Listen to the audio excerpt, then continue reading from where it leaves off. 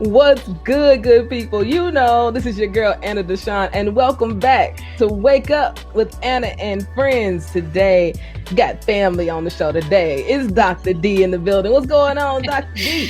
Hello. Oh, I'm so excited to be here, Anna. I'm so excited for you and what you're doing with Wake Up and Friends. This is dope. Congrats, man. Thank you. Thank you so much. It's been fun. I've been having a good time. I had a chance to talk to a lot of my friends who we all so busy. We don't get a chance to talk for no, amount of time a lot of the times. So it's been actually really great to reconnect with everybody and talk about the work that everybody's doing. And it's been really good. Yeah, some of us been booked and busy, even through a pandemic. Booked, busy, and blessed. That needs to be a shirt.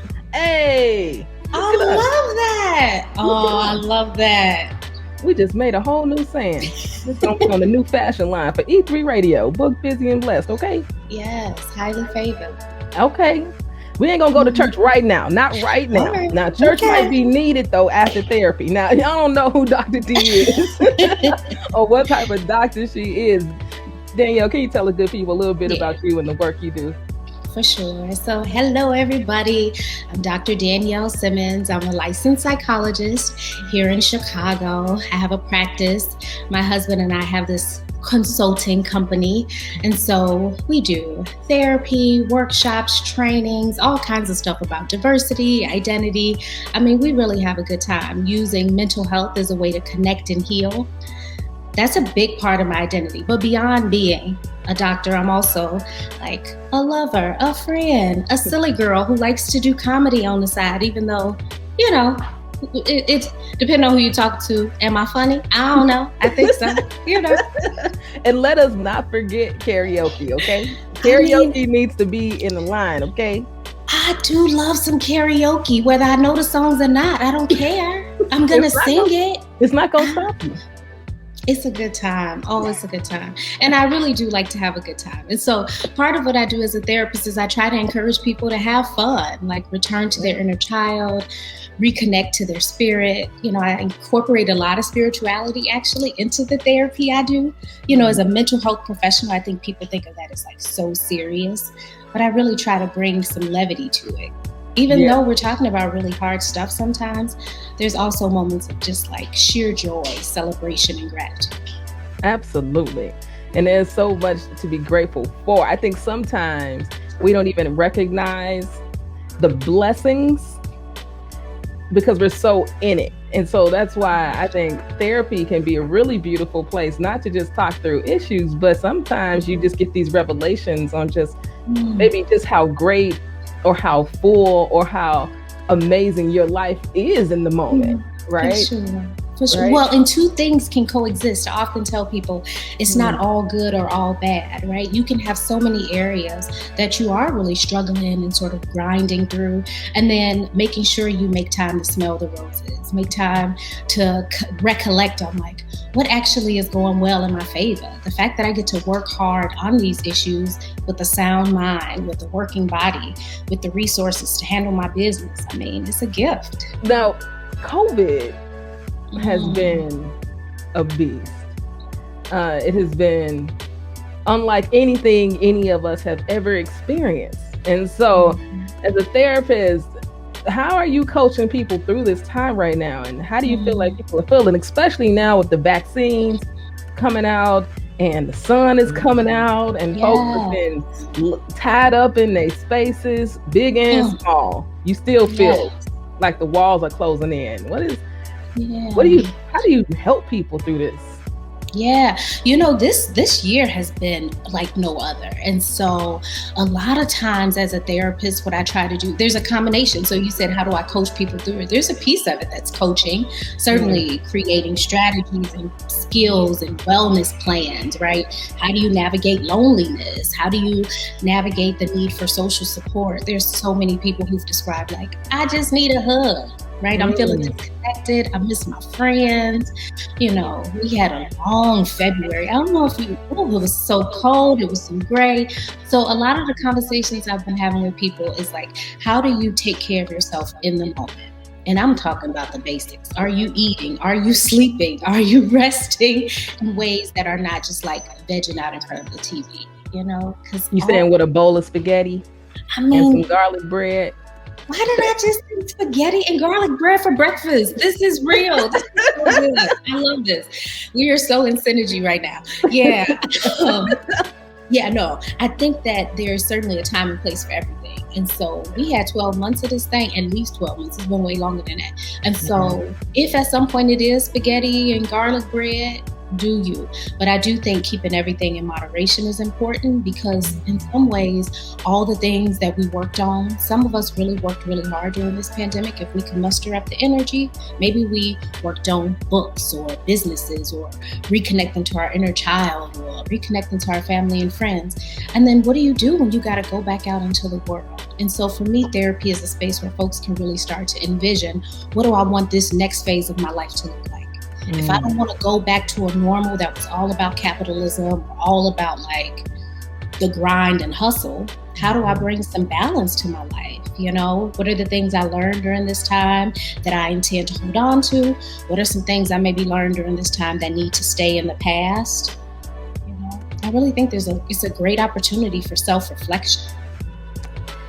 I think that if folks didn't take the time or have the opportunity to do that over the last 12, 13, 14 months, I feel like you've missed it. Like, you've almost missed the point of even surviving through this time, because life will never be the same. And so how are you going to live your life going forward? It's like, I feel like with all the loss that so many of us have experienced over this last year, COVID or non-COVID related, if it wasn't direct, it was indirect. You know someone. You just feel it, and you can feel the energy. And it has been, just for me especially, and I can say I statements here, it has been a time for me to be reflective of what I'm doing with my time, how I'm living my life, where am I giving my energies, and all those things. No is really easy, even easier now than it was before, right? Because I'm clear on what I'm choosing to do. So sometimes it's just no. See, this is what I like. I like to hear about, like, what did you learn about yourself through the process? What did you realize were like things that were missing? And so for a lot of us, saying yes too much, overextending, giving to something that wasn't feeding us while feeling self-deprived, like the gift is being able to say no is easy now. You know, you don't even have a second thought about it. Like for me, vacation time has always been a gift. But with COVID, I couldn't really go nowhere. So vacation meant, you know, do I take time away from seeing clients, right? Take a Zoom break. Even if I can't travel, I just get to like meditate, take my dog for a long walk, you know, spend some quality time with my husband. That kind of stuff is invaluable. And I think before, I was grinding so hard, and I can use I statements too. I was not balanced. I was working from sun up to sundown, and it just felt like that's what you do when you build in something, you know. But now, if that's what I got to do to build it, if it's got to come at a cost of me feeling like so disconnected and so detached from the things that I value, like, it ain't worth it. No, it ain't gonna work. No. Not today.